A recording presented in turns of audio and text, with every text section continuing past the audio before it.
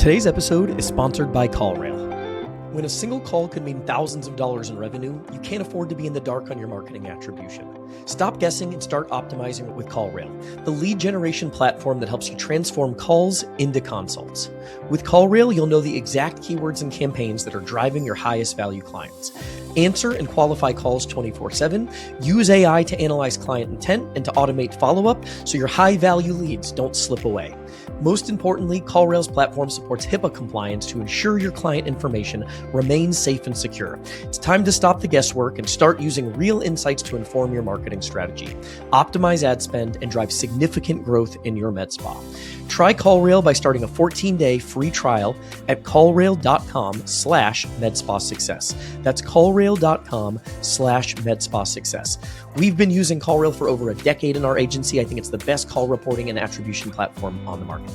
Hey, practice owners. Today I wanted to talk about alignment between our marketing and our business and growth goals. We all have different things we're trying to accomplish in our businesses, different speeds at which we're trying to obtain those goals, and our marketing strategies need to align with what we're trying to accomplish.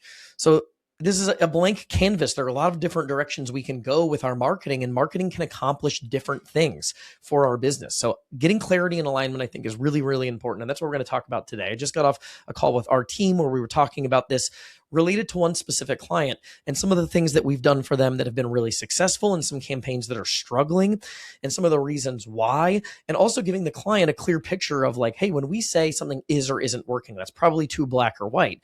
Here are the trade-offs that you make between different strategies. And really, depending on what you're trying to accomplish in your business, we might lean one direction versus the other. What is our risk tolerance too, right? These are all things that come into consideration. So that's what we're going to talk about today is alignment. So let's talk about the first thing, which is long-term revenue growth versus short-term profitability and making sure our marketing strategies are aligned here. So when you see case studies and marketing agencies throwing out a result, it's a surface level result a lot of times, right? It's like, how many patients did we acquire? That only tells us a small portion of the picture. What types of patients? How much were they spending? How profitable are they? Are they coming back for recurring service? Were they one-off package sales? There are a lot of things that go into that. And the first thing we have to get clear on is, are we trying to build maximum profitability on an individual interaction today? Or are we trying to position ourselves long-term for maximum growth, 24, 36, 48 months from now and beyond? And so that's step one here. Let's get clear on that. And if we want to do a little bit of both at the same time, that's fine. But different strategies take us in different directions. We've talked about this before. But if the goal is to maximize profitability today, I'm willing to pay more in customer acquisition costs as long as the gap between customer acquisition cost and gross margin on my initial sale is big enough. So what do I mean by that? If I'm able to sell, like let's use M-Sculpt. I think this is a quintessential example that works well. If we're selling $5,000 M-Sculpt packages with $1,000 customer acquisition cost, that creates a pretty big profitability number on initial package sale, but the volume of clients we're seeing is pretty low, right? If I'm spending $10,000 a month on ads and I have a customer acquisition cost of $1,000, I'm only seeing 10 Cool Sculpting clients per month. So I'm only seeing 10 new clients in my med spa. Those people might be generating $40,000, $50,000 in initial visit revenue from package sales. And so it creates a pretty big profitability gap. There's very successful from a short-term profitability standpoint, but long-term, I'm not building a client base that's coming back for recurring service at an efficient rate, 12, 24, 36 months from now and beyond, right? You look forward 3 or 4 years from now. If I want to maximize revenue growth, I need as many people as possible coming back for recurring services every month. And that strategy does not align with that growth goal. So if we're in need of short-term profitability, great strategy. If our goal is to maximize long-term growth potential, I want to lean in a different direction, right? I would want to find a cost-effective way to maybe build my injectable client base. So I have a bunch of people who are coming back to my practice 3 or 4 times a year for recurring service, spending $1,500, $2,000 a year. That's going to put us in the best long-term growth position. So that's kind of trade-off one is, do we want to optimize for profitability today or long-term revenue growth? And there's a middle ground there. You can kind of find the gray area where you're kind of getting a little bit of both in certain directions, but illustrated at the extremes, that's decision one that we need to make. The second decision we need to make is quantity versus quality. And I want to illustrate this point clearly because when we optimize for quantity, meaning butts in seats, we do generally see that that still gives us the largest absolute volume of patients left over and the best financial growth forecast. So what do I mean by that? If we use a discount-based strategy that's designed to get butts in the seats, for let's say injectables, to make the example easy, I might see 10 clients for every $1,000. Even if only 4 of those clients are good quality clients, I still have 4 clients that are good for $1,000. That gives me an effective customer acquisition cost for the good clients I captured of $250, right? I spent $1,000. I saw 10 clients, only 4 of them were good. So I'm going to take the dollar amount spent divided by the good clients that I liked that were left over.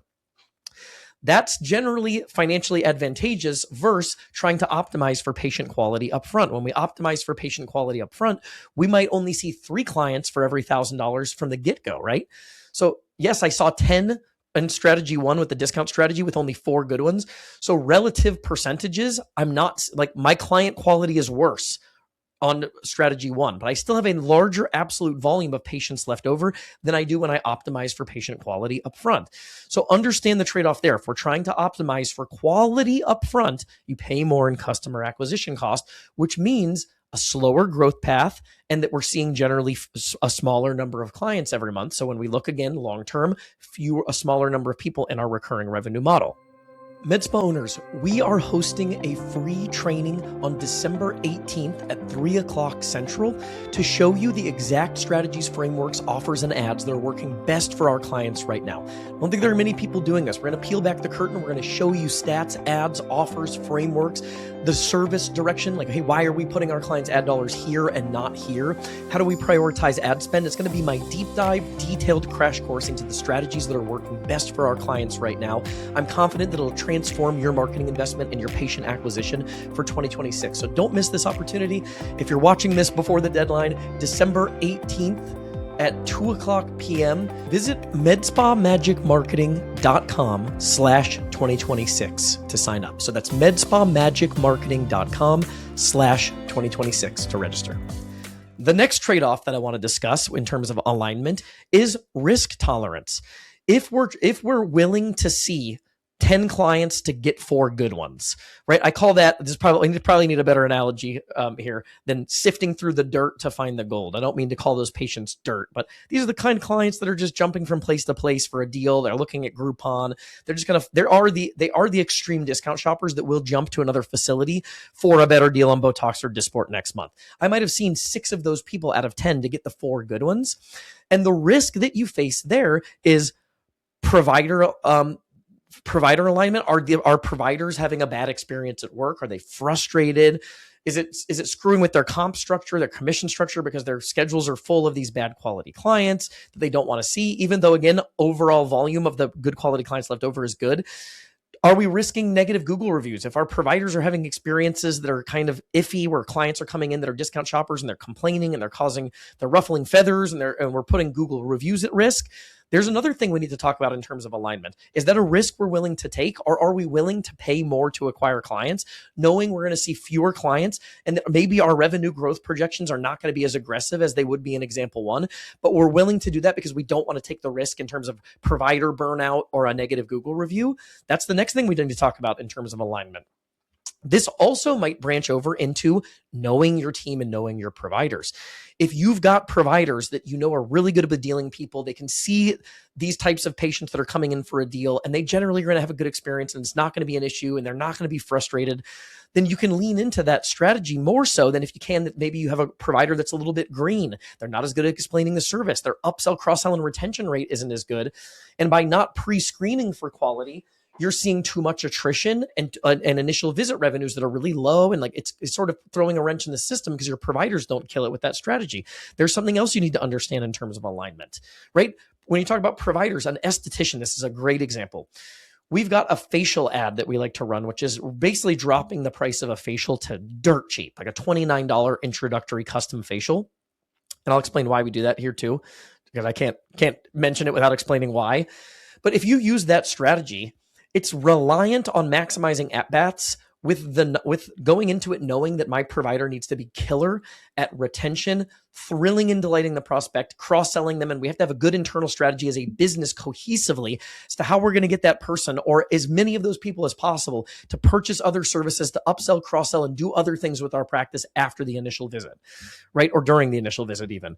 But that's really, really important. If your providers aren't dialed in, you don't want to use that type of strategy. But if they are and you have confidence they can upsell and cross-sell somebody who's coming in for a really good deal, then that might be a really effective strategy. So provider alignment, knowing your team, really, really important. The reason I mentioned that $29 example is, this is a good aside here, but if we were to do a $99 introductory facial and our customer acquisition cost is, let's just say $99, and so we're breaking even on those first visits, if I can do a $29 facial that's so much more attractive that my customer acquisition cost is now $29, I'm not making money on the initial visit for each of those people, right? $99 to get the $99 person, $30 to get the $30 person, but I'm seeing triple the amount of clients. So if the entire strategy is reliant on at-bats that give me the option to cross-sell or the opportunity to cross-sell and upsell, I'd rather see 3 times the number of people. And so that strategy might make more sense. But alignment in terms of provider knowledge is very important,